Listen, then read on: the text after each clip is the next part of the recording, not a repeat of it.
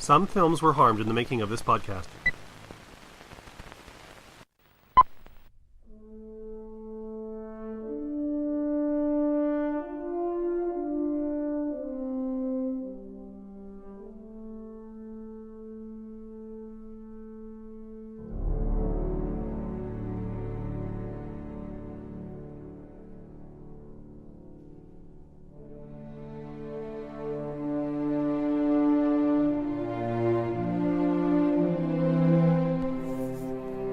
From Edmonton, Alberta, Canada, and the palatial FYC studios, you're listening to For Your Consideration, the podcast featuring roundtable discussions reevaluating the cinematic canon of past masterpieces and modern classics. I'm your host, Dustin Friesenan. And I'm Mike Josick.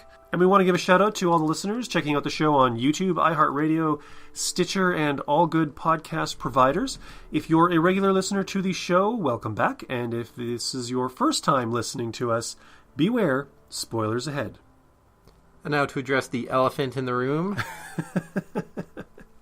We're back! After so long. We're back in the saddle. Yeah, I'm actually surprised that we got as many messages as we did. People wondering where we've been. Where have we been, Dustin? I've been here, so really it's not that I'm back, it's that... You have not been here. I was here for half of it. You were in Yellowknife. You were, like, way up north. I've been off work for 3 weeks now. Well, half of it. Okay, you were gone for half. Either way, personal issues. Summer... Stuff is going on. Summer, what do you call it? Obligations. Summer obligations, some holiday time, and pod burn. Total podcast burnout on my part. If only your partner wasn't a useless turd and knew how to do some of the editing as well, it could really lighten the burden. But no, Mike does 90% of the work here.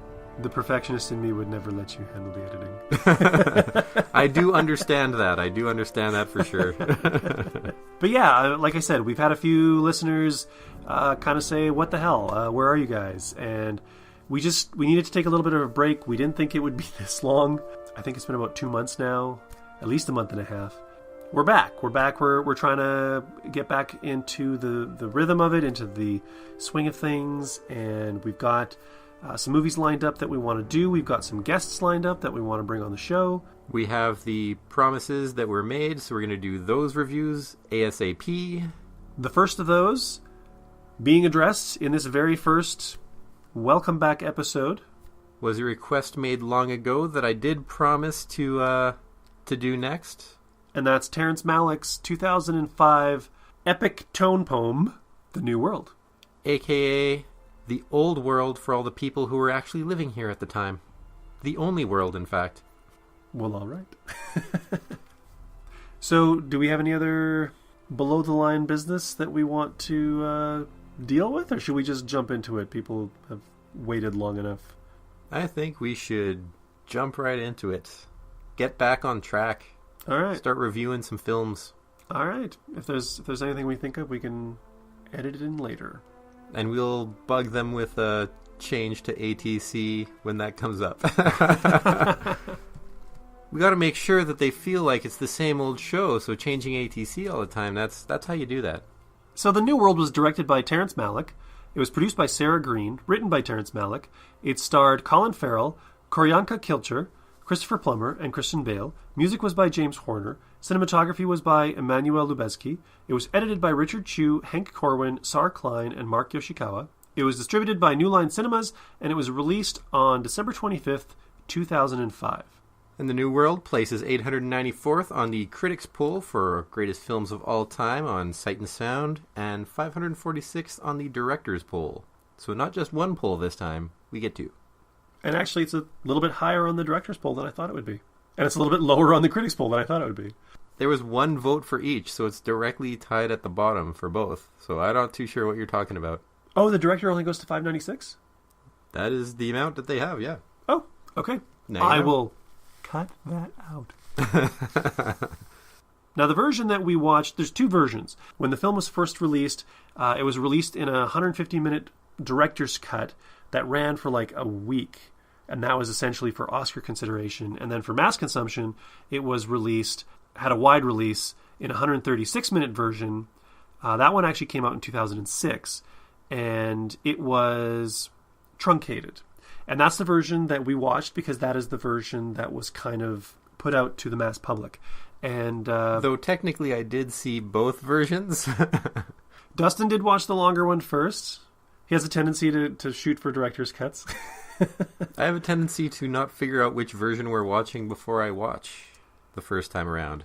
And speaking of versions, whenever we have the opportunity, we also like to point out which version of the film, like optical media, that we watched, because different DVD releases, Blu-ray releases have different features and specifications and whatnot. We watched the 136-minute single disc DVD released by New Line Cinema in 2006, and not the Criterion edition that was released much later, featuring the director's cut, which was much longer. So, this was the first time for both of us checking out this film, unless you count Dustin's time watching it before. Dustin, as is our tradition on the show, what did you think of The New World? The first thing when I came into this movie was thinking historical story featuring Pocahontas. There's going to be inaccuracies that are just going to drive me nuts, because we don't tend to do Native history very well at all. And the mere fact that Pocahontas is there with John Smith is like the first thing, because anything that I've read normally says that never happened, and that the age difference would have been ridiculous because she would have been about 10 at the time. So I knew that was going to bug me throughout much of the film, and honestly it did. But there's a lot of super accurate things that Malick did that were very nice. The fact that the people in Jamestown were sitting around mining gold instead of doing something actually useful for themselves. Well, they weren't necessarily mining gold, they were trying to mine gold. They were. But they were wasting their time on that instead of working on crops. Yeah. They were doing a lot of dumb things, and eventually the natives had to save their asses, which was very true, and I was very much appreciative of that. Apparently, he pretty much resurrected a dead Navajo language for the pure purpose of making this film, which very much appreciated. They had native actors and actresses, which is great. It wasn't a bunch of Japanese ones like you'd have back in the 50s. But there was also some things that... Now, I know this wasn't in the cut that we saw, but I have to say it because... I think it's fair to address the differences between the two. This is one specific difference that was cut out, and then I'll point out to something that should have been left in. In films, sometimes they bring up numbers, and that is something that they really shouldn't do if they're not ready to work within those numbers. The cut that I saw, when John Smith came back to the camp, they said specifically how many men they had left after X many died. And I thought, oh, okay, that's a number. But then they have that battle scene later on with the tribe, and I'm like, I just saw 50 deaths. You said there was 36 people here, and I know that at least a half dozen of those were kids. No, you done bad. Don't give me a bunch of numbers that don't actually add up. Don't say that Diablo 3, I've got 1,000 people defending this fortress. No, when I'm running around on the ramparts, I'm seeing whole armies out there dying any given second, and it takes days. No, the numbers don't add up. Okay, I'm going to punch some holes in that, because you were mentioning the guys who were digging for gold. The guys who were digging for gold were the guys that came on the resupply ship. So they got more people after that initial landing, because Christopher Plummer's character headed back to England, and they sent another ship. Yeah, and he came back, but he came back after the battle. He didn't come back with the first resupply. He came back with, like, the colonists, not just the soldiers. There might have been more, but when John Smith came back, he was assessing everything that was going on. The gold miners might have been on a resupply, but he wasn't around during that resupply. Okay, so the number was given after John Smith returned from his time with the tribe to the fort. Yeah, after he was made sort of in charge. So that would have happened after his little interim imprisonment. Okay. That's actually foggy enough for me then that I would have to revisit the material to be sure about that. It is, and as I said, the numbers were only given in the cut that I saw, and they took it out, which was a good idea. You don't want to give specific numbers because it doesn't always necessarily work. But one thing that they did with the cuts that they did, they shortened the beginning way too much. Like, you start the film, they land, they do the whole, let's not hang John Smith after we almost hang him, and then they talk, all right, we're going to be good to the naturals because we might need their help later on. Then the next scene is one of the natives coming up, seeing something he liked, taking it, getting shot in the back, and the next scene afterwards is, well, we're not friends with the natives no more. Wow, like, you just cut, what? That was way too fast. To be fair, I think that I think it also moved a little quickly, but I also think that it's that Jurassic Park: The Lost World thing where, you know, the writer just wants to get everybody to the island. Here, clearly for mass consumption, they didn't want to bog everybody down in the logistics of, hey, we're going to set up a camp and we're going to build a fort and we're going to cut down trees and we're going to do this and we're going to reconnoiter and we're going to whatever. Considering Malick is already making a tone poem, and this is what Malick does. I mean, the exact sequence of events isn't the most important. There's so much of this movie that reminded me of The Thin Red Line with the water and the flora and, you know, pointing the camera up to the sky and looking at the trees up above and the wildlife and the whatever. There's a lot of ridiculously beautiful shots. Yeah, I mean, this is like a stunningly beautiful movie to look at, but he's already making a tone poem, so I assumed that whole concept of coming to the New World and essentially setting up your camp and kind of colonizing was, while maybe dramatically interesting, I think the filmmakers thought people just want to get to the, like, John Smith and Pocahontas stuff. People want to get to Pocahontas moving through their world and meeting John Rolfe and going to England and all that stuff that people know about it. They weren't there to necessarily watch, you know, the finer points of how to build a fort. That's certainly most anything that happens that isn't about the love triangle, the sort of semi-love triangle that occurs. It's fairly irrelevant. The setting doesn't matter in the slightest. It's a story of somebody meeting their first love, losing them, and then having that baggage with them as they try to move on to the next one. That's basically the story. And the way I'm seeing this tone poem is that none of the rest necessarily matters. But you still need to set up how the characters got there and how the characters ended up at all the points that they were at for this love story to unfold. Oh yeah, this is my defense of it, that all the setting up of the fort, all that stuff doesn't really matter. Honestly, they could have started at the fort already, and they could have had a voiceover covering that they landed there and a few things happened. Honestly, they voice over a whole lot of stuff anyway, and they have the long poems. A lot of the voiceover was added for the truncated version. Why not just add a little bit more instead of having this weirdly... Why not get Harrison Ford to come in and record it? We rode on the ships to the coast. Are you doing true. Harrison Ford, or are you... It is true. They do have like a lot of... I mean, the first... I don't know how long of the movie is them coming to the New World and making their first landing. There's a lot of like John Smith in the brig, and he's like looking up and the water's coming down, and it's that sense of, we've been out here for a really long time. Christopher Plummer's character even says we were about to turn back, but we spotted land. You're right. They could have literally started with Groundfall. They could have even started with building the fort and maybe not truncated it so much in the beginning and had that. And you could really have still kept the beautiful narrative. Shots of them coming up. Absolutely. And the natural seeing them come up and all that.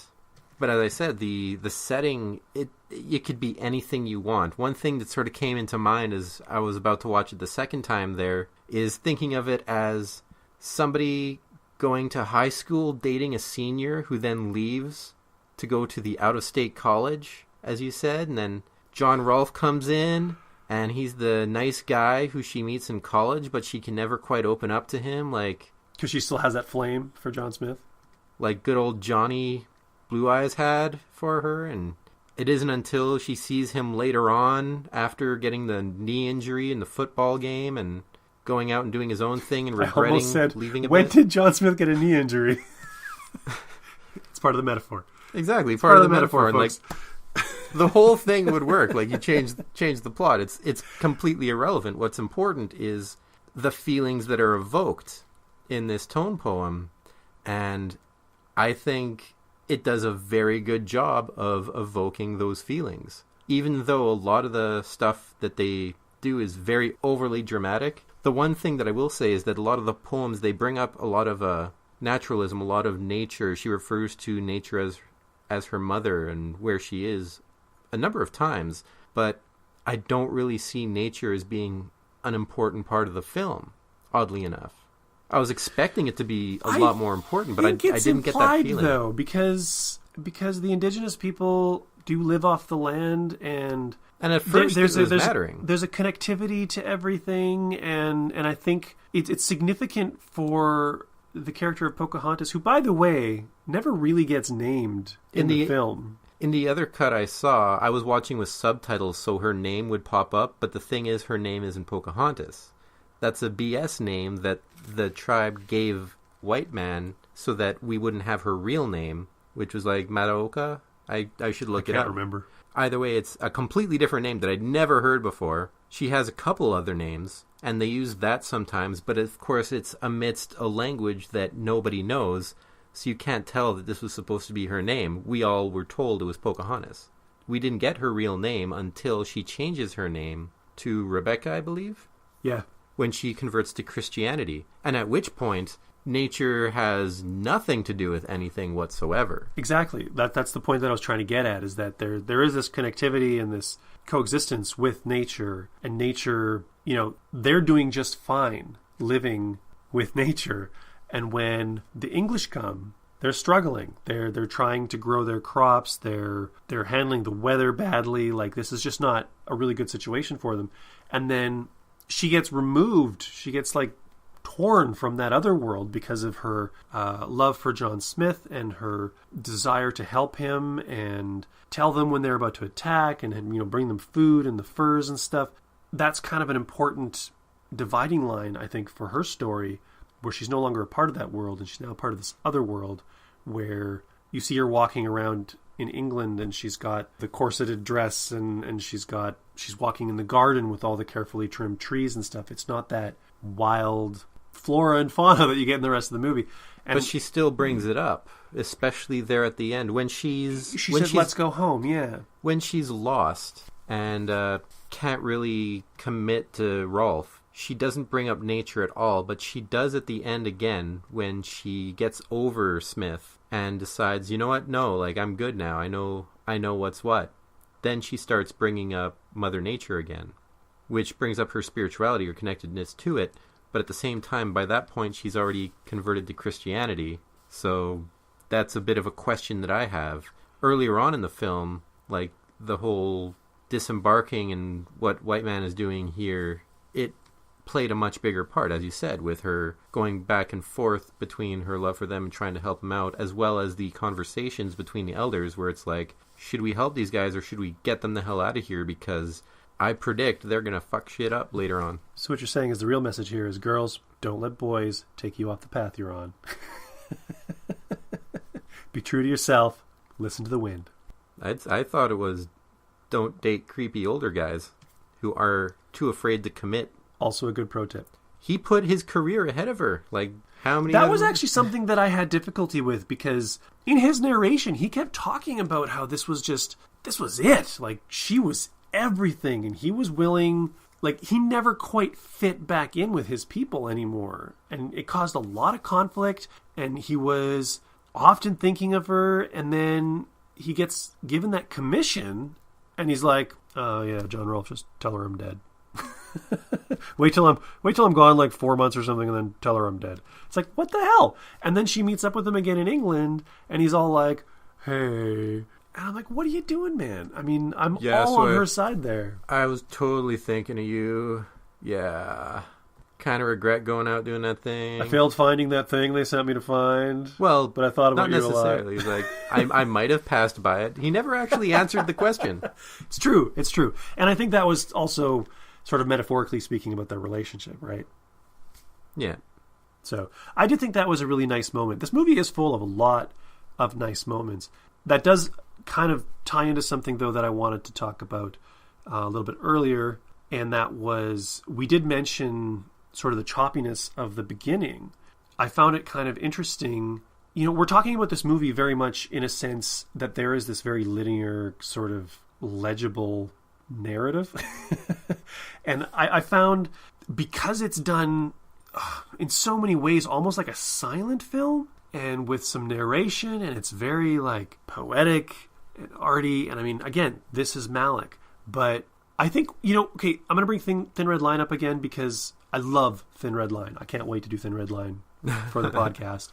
I may regret saying that because we've done that with other movies I've loved. But Thin Red Line... Thin Red Line, you know, it has that same tone poem quality to it, and it's very airy, and it's very all over the place, but it feels like a series of vignettes. It feels like these different experiences as all part of one larger experience, whereas... Which works perfectly with a war story. Does. Like, it's and this conflict and chaos. This is a story that has a very, like, defined point A, point B, point C, point D, moving these characters through the narrative, but in that same style. Like, there's so much about this movie that felt like Thin Red Line to me, and I didn't feel like it worked as well as Thin Red Line because he was trying to tell a more linear story in this style. That frustrated me because you never quite get into the characters. The characters are like chess pieces, and they're there as like orators to spout off very fancy dialogue about their feelings, but you never actually get to see them feeling or emoting. Like, they describe Pocahontas at the beginning, the best of all the king's daughters, she was the loveliest, the most this, the most that, but they don't, you know, show don't tell, right? Instead, they told. Yeah, and the irony of that is that so much of this movie is visual and silent, and it lacks the tell. But the tell is what gives you the show. I don't know. It's, you know what I'm saying? It's this weird tug of war between words and pictures, and I don't think Malick quite finds the balance for this story. It's stunningly beautiful to look at. There isn't a second that I'm not looking at a frame on that screen and going, perfection. Like, this is a guy who knows what he's doing. When he decides, I'm not going to point the camera at the actors anymore, even though something important is happening, and look, there's a butterfly on a leaf. It's beautiful. And I do love how he makes films, but as a storyteller, I don't think he quite got it this time. As I said, the story is nary there. It's hardly existing. And I do wonder, just jumping back again to the beginning, we talked at the time, I said, it's funny that a movie that is as long and as slow as this movie is, and I'm kind of wanting them to put stuff back in. I kind of think I want to see the 150-minute version because... There's that choppiness. Like the choppiness and spending the time with those characters. Like, maybe you can tell me because you saw the director's cut.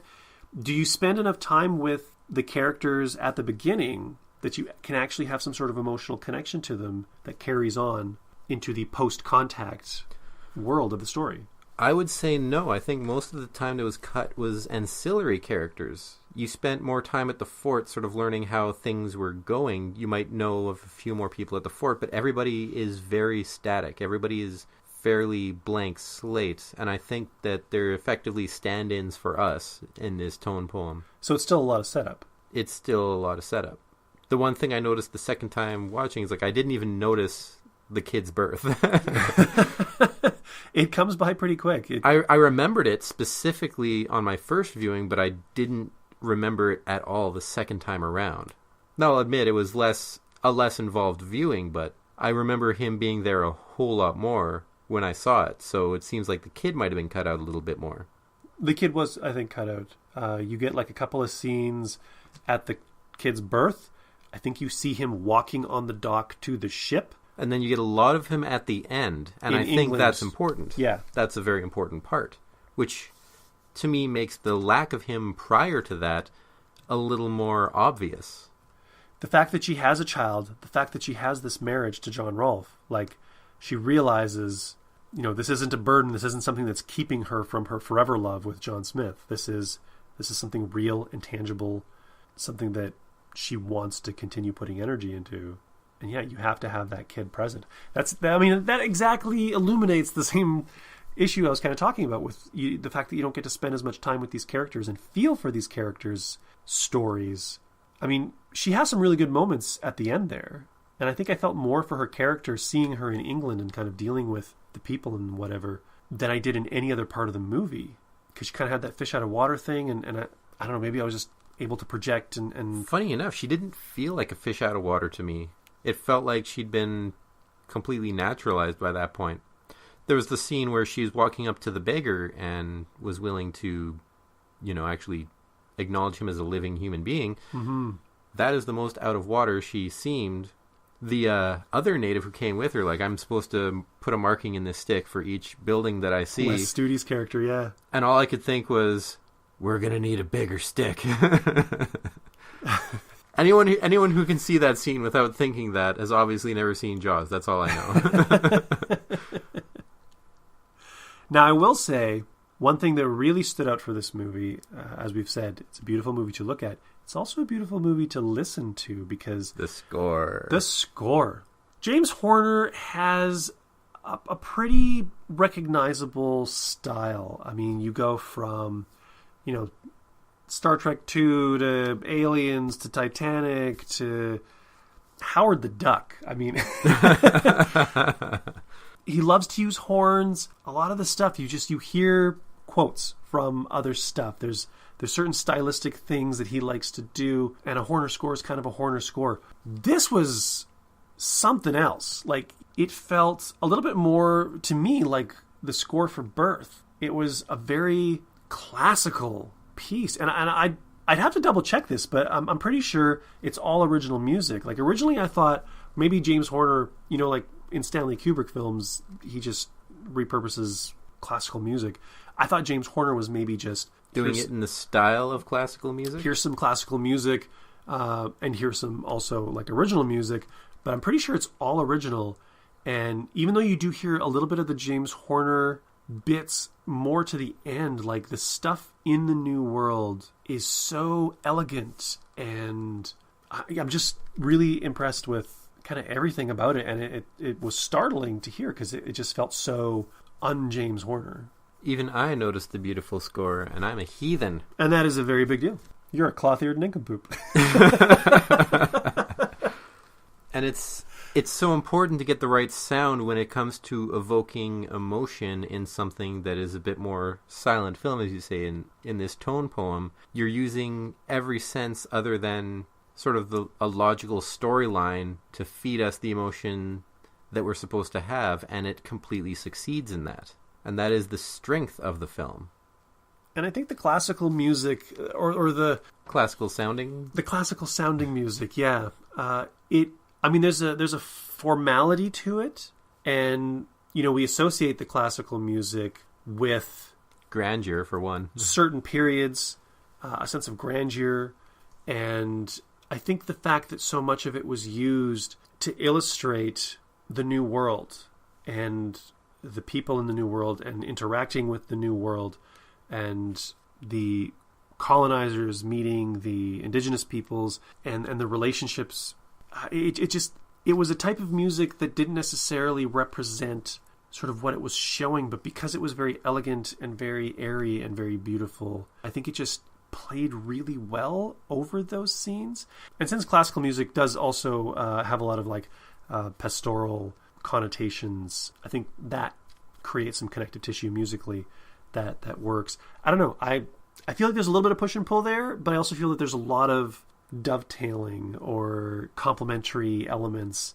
I just think it was a brilliant choice. I think it was a brilliant choice, and I think it was a brilliant score. And I think it totally needs a shout out because I think it's a huge part of this movie. Oh, absolutely. Especially when the story is so lacking. So tell me, Dustin, if you had to choose, would it be John Smith or John Rolfe? John Rolfe, obviously. And, okay, let's talk about let's talk about the cast. Team Rolf. Speaking of John Rolfe, like Christian Bale, who was there, and then he just shows up and he's like, oh, look, I'm a major character. And they do that with a few characters in the film.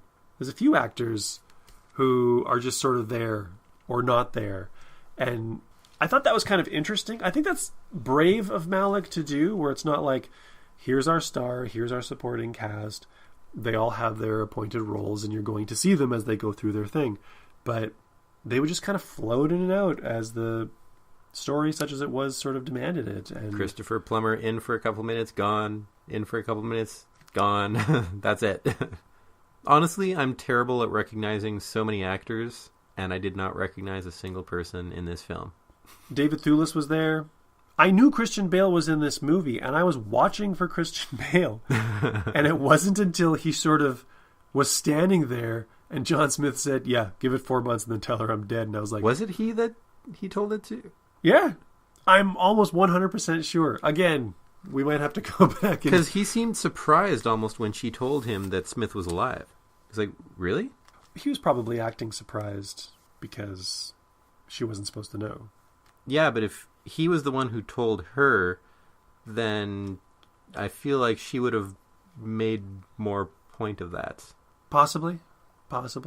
Also, especially when at the end she says that you're exactly the man I thought you were and more, because he's such a good, caring man who's always been there for her. He came later on in order to grow tobacco specifically. I don't think he was there at that time. You could be right.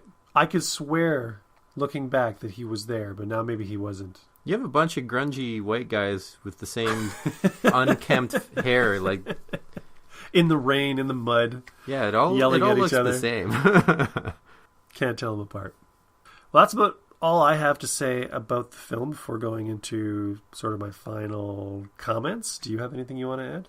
I do not, but I will, however, put the onus on you to give your judgment first this time around. Ooh. We go away for a while and everything changes. That's right. You knew I had promised, didn't you? Yes. Did you find your Indies, John?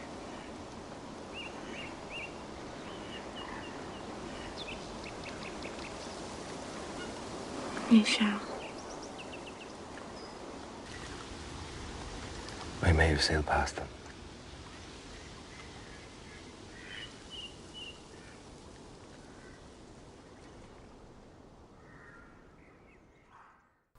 All right, well, my final determination for The New World is I think it's a beautiful film. I think it's an interesting Malick film. I think there are some good performances. I think the cinematography is fantastic. I think the score is outstanding. But I think the narrative is lacking. I think it lacks focus. I can't decide whether it's too long or too short. And as a result, I think this is not one of the greatest films of all time. I actually think Malick has made better.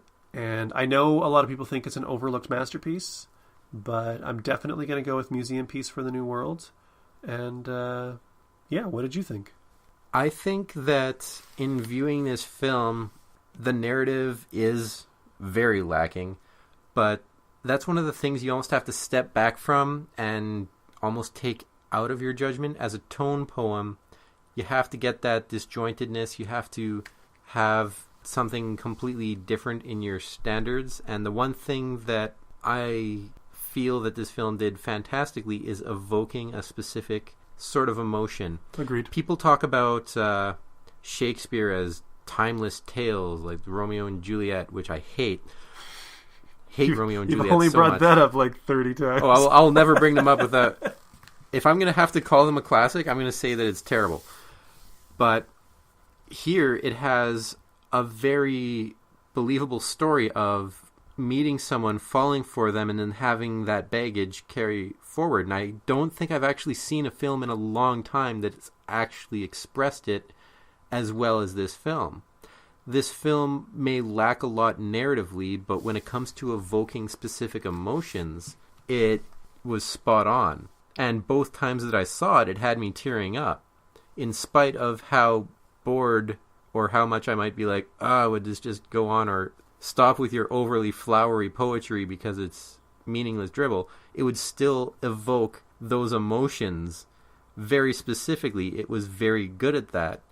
And for that, I will actually surprise you and go with Masterpiece. Oh.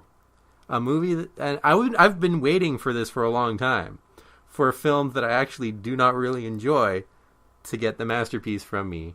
I thought I'd have to wait for possibly Rocky Horror Picture Show, because I do not like that film. Or Citizen Kane. Let's not go that far. Who says that's getting Masterpiece from me? I'll say no to that, but I'll give that a proper reviewing. No, I think this one, it gets the emotions right, and that's what it's going for, and it succeeded at that. And the rest was backdrop. The rest was window dressing. Like a good zombie movie isn't about the zombies. This isn't about all the stuff that it failed at. And it is also a movie that, to help with that dissociation, I would actually say maybe watching it high would possibly help. You know what? I would probably agree with that, because you'd kind of go with the flow a little bit more. Maybe a couple glasses of wine. When I saw Pineapple Express, I couldn't follow the plot, and I found that really annoying. But maybe watching this, not being able to follow something that's not so much there, all I'd get is the emotions it's trying to evoke. And it kind might of work ironic better. Considering what Pineapple Express is about. Oh, 100%. It's supposed to be a good stoner movie. Screw that. I will say that I might be hung up on the narrative, and that narrative is not something that Malick was. But you've really... also seen Thin Red Line, other Malick films, so you know he can do better. And I also know this story. I mean, Malick's been working on this movie, on this story, since the 70s. And he just pulled it out post Thin Red Line. It was time to do it. So, I mean, it's been kicking around for a while. It's something that he's wanted to do. But, like, the Pocahontas story is something that I think a lot of people have even a basic sort of cultural knowledge of. So, and I mean, Disney helped with that too. But not that Disney's as accurate by any stretch of the imagination. But nobody really knows what happened then. You know, going into a movie like The Thin Red Line, it's not a story that I know. These are not people that I know, historically or otherwise. So this was a story where I was sort of waiting for him to hit the beats. His rhythm was different than what I was expecting, I think. So I will give you that my bias could be based entirely on my dislike of how the narrative flowed, and I don't disagree with what you're saying. I think the movie does succeed very much in evoking those emotions, but I'm going to stick with Museum Piece. Yeah, I wouldn't expect you to change your mind. No, I think I just wanted to like roll that around a little bit in my mouth and my brain and spit it out again and see what comes out. But now I got to clean it up. The question is now, what do the rest of you think? We are split decision here. One masterpiece, one museum piece. I guess we can just agree to disagree. And both of us saying it's got a terrible narrative, but excellent visuals and if anybody score. can confirm where Christian Bale enters the film, we'll totally take that under advisement. I think I'm right on that one. I think you might be right too. I think you might be. But feel free to let us know on any of our social media. You can find us on Facebook. We're on Twitter at FYC Show. We're on Instagram for your consideration. Where else are we? WordPress, fycshow.wordpress.com. And you can contact us on Gmail at fycshowmail@gmail.com if you want us to send us an email, which nobody does, but it's there. It can be used. Also, if you get the show off of iTunes, we would love it if you rated and reviewed the show while you're there. It takes only seconds of your time, but is a huge favor to us because it helps get the show into the eyes and ears of people who may not know that we're out there. Gets us higher up in the search algorithms of the mystical iTunes podcastosphere. And a special thank you to our Patreon subscribers. We are now official, because we got $1, as far as I'm concerned, we are now pro podcasters. We have two, at last time I checked, we have 2 Patreon supporters. I totally forgot about that, Dustin. Thank you guys so much for contributing. It's amazing. I'm so sorry that as soon as you guys contribute, there's nothing for a month and a half. Yes. But we'll make up for it. We will totally make up for it. We are back. If you want to support the show, if you enjoy the show, Patreon is a great way to say you care. There's a lot of different reward levels. I think it goes everywhere from like $1 a month to I think $20 a month. There's levels of...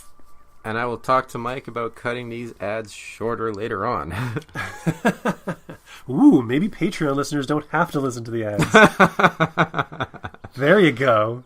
Oh, that's terrible. That's terrible. You know that 6 minutes of the episode you hate listening to?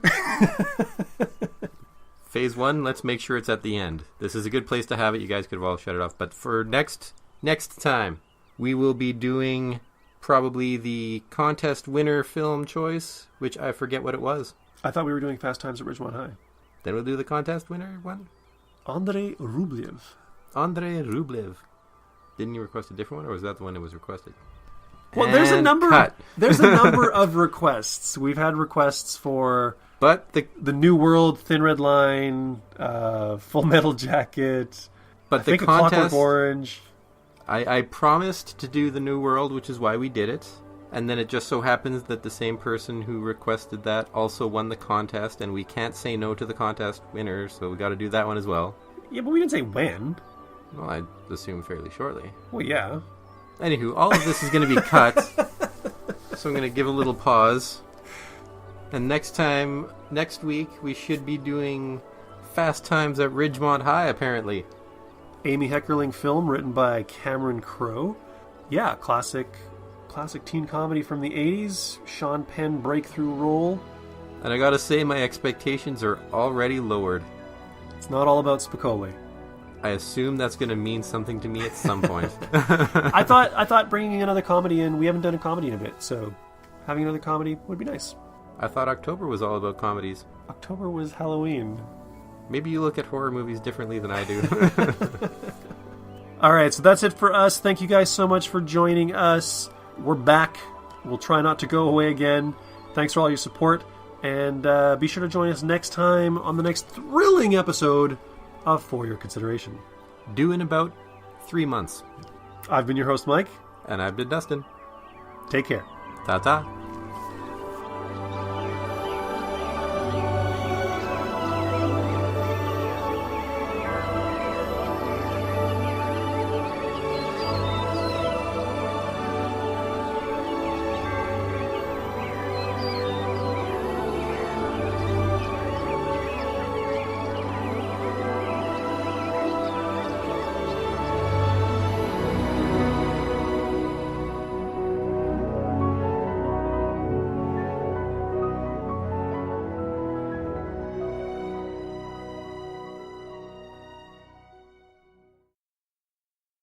And the New World places 894th on the critics poll for the greatest films of all time on BFI. And I just snapped my fingers, so you have to... I like the timing there.